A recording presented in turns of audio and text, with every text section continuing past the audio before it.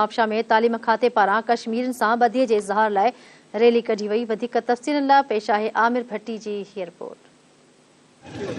हाजी नारिन नवाबशाह में भी 5 फरवरी जोशो जज्बे से मल्हायो पियो वञे। असां सां गॾु एजुकेशन डिपार्टमेंट तरफा जी रैली कढी वही है। नवाबशाह प्रेस क्लब ॿाहिरां अचो दुनिया वाले सां उन्हनि सां ॻाल्हि ॿोल कंदासीं। 5 फरवरी कश्मीर जो ॾियारो आहे। कश्मीर की आज़ादी पूरी दुनिया ललकारे रही है।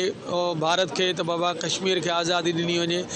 असांजो अवाम, पाकिस्तान जो अवाम, सिंध जो अवाम ऐं पाकिस्तान की फ़ौज, पाकिस्तान जा फोर्सिस सब कश्मीर सां असीं शाना बशाना साथ में आयूं त अक़वाम मुतहदा कश्मीर के पंहिंजे ख़ुद इरादियत वारो हक़ ॾियारे।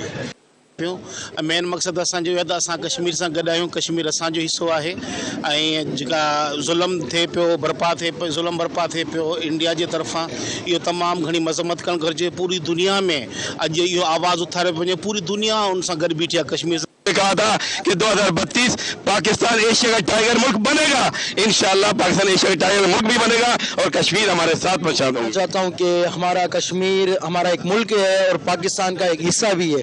हमारी माँ बहनों पे और भाइयों पे इतना जुल्म हो रहा है, हम लोग सिर्फ चुप हैं। आज हम दिखा देना चाहते हैं कश्मीर हमसे जुदा नहीं है, हम ये जुल्म नहीं सहेंगे। मोदी तेरे में ताकत है, तू हमारे सामने आ जा। एक बात तुझे हमारा बच्चा तुझे बताएगा तो अपनी कश्मीर जरूर थींदो पाकिस्तान। कश्मीर बनेगा, पाकिस्तान।